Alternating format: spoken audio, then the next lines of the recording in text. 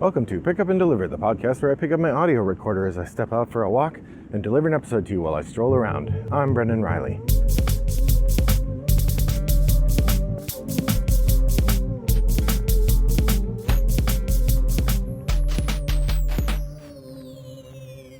Well, good morning, listeners. It's a lovely day here in suburban Chicago.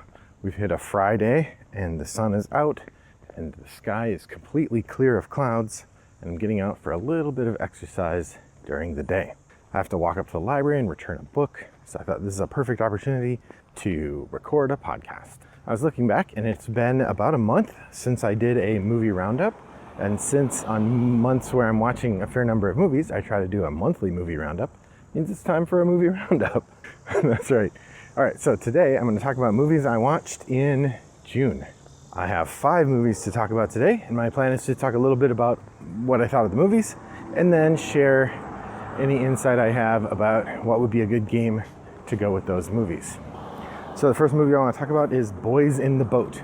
This movie was made in 2023, and it is about a group of young men who joined the rowing club at a public college in California, and I think it was in California. I've lost track of where it was.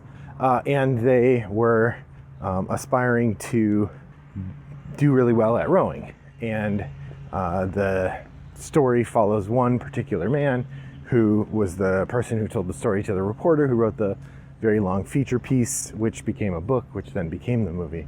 This is a true story, and it's got a heaping helping of working class hero vibes. You know, it's the middle of the Depression. Our main character has been living on his own since he was 15 when his father said, adios, you're on your own.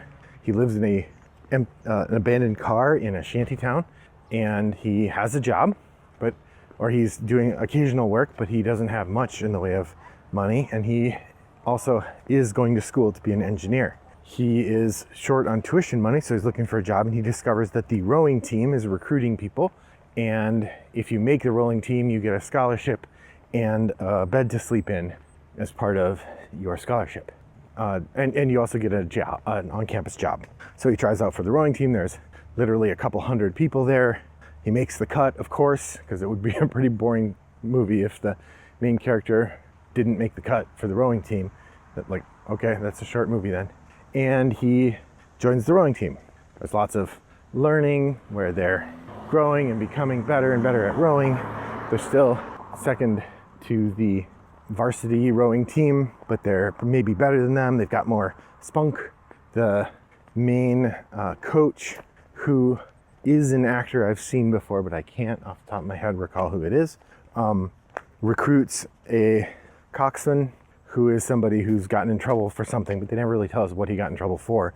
But he vows he'll be a good coxswain for this group, and it turns out he is in fact good at it.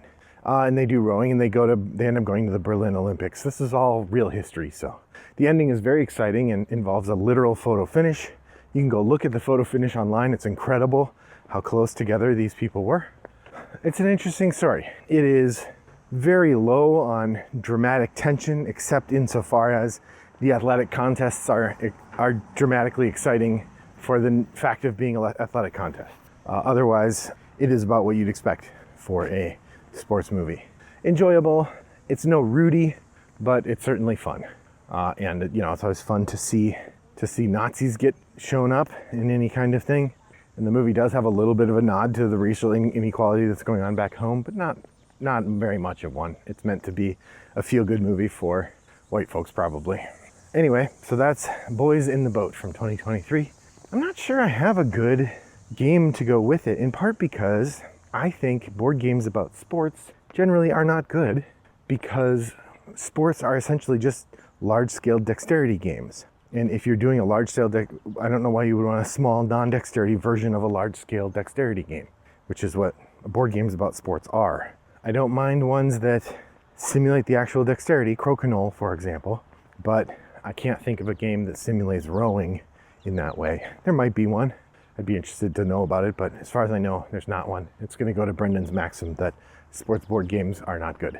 Next up, we have All the President's Men. This is a movie I had seen before, but it's been a long time. I was watching it because I like watching movies about heroic reporters. That's from 1976. You might call this the heroic reporter movie, though there were certainly ones before that. His Girl Friday is a classic example, though that's more of a screwball comedy, but there's a little bit of the heroism in there. I'm sure there are other heroic journalist movies from before that. If anything, I forgot how flat the drama of that movie is. There's a few dramatic moments, they're trying to talk to people and stuff, and then they write a few stories, and then it's over. It's a good movie, and it's an important time in history, but given the chaos and the craziness of the last 5 years in American politics, the antics of the Nixon creep feel less dramatic to me. It also makes me sad that we don't have more brave politicians like those in Nixon's era who are willing to stand up to a tyrannical president. So that's All the President's Men, 1976, Robert Redford, Dustin Hoffman. Of course, the game to play with that would be Watergate, the two-player game, card-driven game in which you are either Nixon trying to cover up the Watergate scandal, or you are reporters trying to uncover and prove the Watergate scandal. It is literally just a board game version of All the President's Men. So that's the one you should play if you're interested in this story as a board game. It would make a nice pairing if you're going to watch All the President's Men and play a game. Watergate would definitely be the game you could play. I suppose you could also play 1960 Making of a President. That would happen around the same time as well, but worth checking out. Next up we have Hitman. This is from 2023. It says 2023. I thought it was brand new on Netflix this year. I wrote down 2023 though, so maybe I wrote it down wrong. I don't remember. Hitman is a sort of very loosely inspired biopic about a college professor who went undercover, who was working for the cops doing wiretaps and then ended up going undercover to do sting operations to catch people trying to hire hitmen. And he had all these different characters that he would play as a hitman. And it has a sort of Coen Brothers element of being sort of funny but also serious, and having the sort of blood simple fiasco movie happen, right? The things get entangled and complicated, and people just trying to do the right thing or do the good thing get messed up by making bad choices, and it goes screwy. I actually thought it was really good. It's better than I thought it was going to be. It also had a very funny moment where, to show that the main character was a dweeb, they had him talking about birding, and he said that he once saw 3 pileated woodpeckers at the same time. And literally the night before, my wife and I had been out, and we finally, for the first time, spotted pileated woodpeckers, and we saw 3 of them. So it was very funny. We had to pause it because we couldn't stop laughing. If you haven't seen a pileated woodpecker before, they basically look like Woody Woodpecker. They have a kind of mohawk and this sort of laughing laugh. They're great. Huge birds. But anyway, so Hitman was very entertaining. I can't remember the name of the main actor, but he's got a certain je ne sais quoi, a kind of charisma that even if he's playing an unlikable character, you still like him. He was in Top Gun Maverick as well, and I think he's in the new Twisters movie. But it's pretty entertaining. I recommend it if you like a good fiasco movie. From that regard, if you're going to play a board game, it seems like Fiasco is the board game to play. The plot of this movie could very easily have been the plot of an episode of, or a game of Fiasco. If you haven't played Fiasco, it's a storytelling game in which players are different characters experiencing the kind of fiasco storyline that you see in movies like Blood Simple or Fargo. And they're sort of everyday people caught up in extraordinary, terrible circumstances, making bad choices, usually out of greed or some other human foible. It's pretty, so I thought Hitman was pretty good. It's on Netflix now. I think it was a Netflix original. I thought so anyway. And like I said, I wrote down 2023, but I could have sworn it was new. Maybe it was just new to Netflix. Either way, definitely worth checking out if you get a chance. That's Hitman. I will say this is different than the movie from last year, which had a similar title, in which one of the Skarsgårds played a hitman. I don't remember what that movie was called. That might have been called Assassin. But this is a newer comedy movie called Hitman. All right, next up we have Marlowe from 2022. Boy, I like this movie a lot. Marlowe is a film adaptation of a novel written in 2014 with the permission of the Raymond Chandler estate, using the character of Philip Marlowe to tell a Philip Marlowe type of story.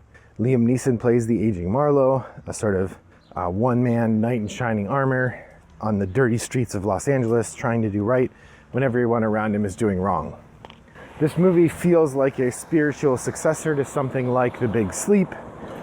Not only does it have the same character, but it's got a lot of the same feel, the same patter, the same inscrutable motives for a lot of the characters, some of the same misogyny. It's a bit more nuanced now, but it's not absent, certainly. And there's casual use of racial epithets for Mexican people that's really upsetting. I don't recall them using any racial epithets for black people. So that's interesting, I guess.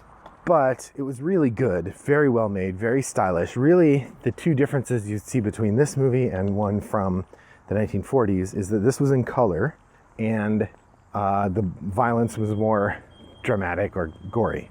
That was basically it. Everything else was close to how they would have made a movie back then, and really good for being that way. So if you get a chance to check out Marlowe, you definitely should. And for the movie I'm going to suggest, or the game I'm going to suggest to play along with Marlowe, it's got to be Martin Wallace's P.I. It's set in that era.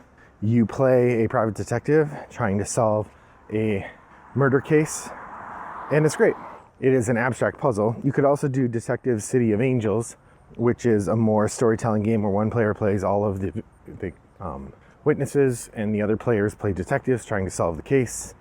There's questioning and storytelling and scripts to read. It's good. So I hear. I haven't had a chance to play that one yet. The price is a little high, and we've always had enough different campaign games. I haven't acquired that one yet. Someday I might. So that's Marlowe from 2022, along with games that might make a good accompaniment. Finally, I did get to watch from this year, 2024, Dune Part 2. This is, of course, the sequel to the Denis Villeneuve Dune movie from, I think, 2020 or 2021. In this one, Paul Atreides with his mother, they're hidden out in the Sietch, the town or the community of the Fremen people, the sand-dwelling desert folk. And he's trying to join the community, and he's realized that he is destined to sort of become a warrior leader and lead them into war where they will kill lots of people, and he can't really see a way around it. He tries, but fate inexorably pushes him toward this thing. I think the movie does a very good job of highlighting the way that faith is often used to manipulate people, and the way that colonizers will take advantage of that to use people for their own ends. The movie walks a fine line between the people of the Fremen guiding their own path, even if it's to make dumb choices, and being manipulated by these other folks. I don't know what you call the opposite of a white savior idea, but there is a sort of danger in ascribing lack of intelligence or bad decision making to the people. But it is a very thoughtful movie, really interesting, excellent set pieces, beautifully shot as always with Denis Villeneuve. Well worth a look if you get a chance. That's Dune Part 2. And it feels like the game to play there, even though I haven't played it, would be Dune Imperium Uprising. This is kind of the spiritual sequel to Dune Imperium. It is apparently very similar to that original game, but different enough and robust in its approach to rethinking the story a little bit. So it seems like a great second Dune game, fitting with the theme, and also supposed to be very good. So if you get a chance to try that, you probably should. Well, that brings me to the end of my movie roundup for June of 2024. What did you watch in June of 2024? Head over to Board Game Geek Guild 3269 and let me know over there which movies you've been watching and what you thought of them. Until next time, thanks for joining me on my walk. I hope your next walk is as pleasant as mine was. Bye-bye.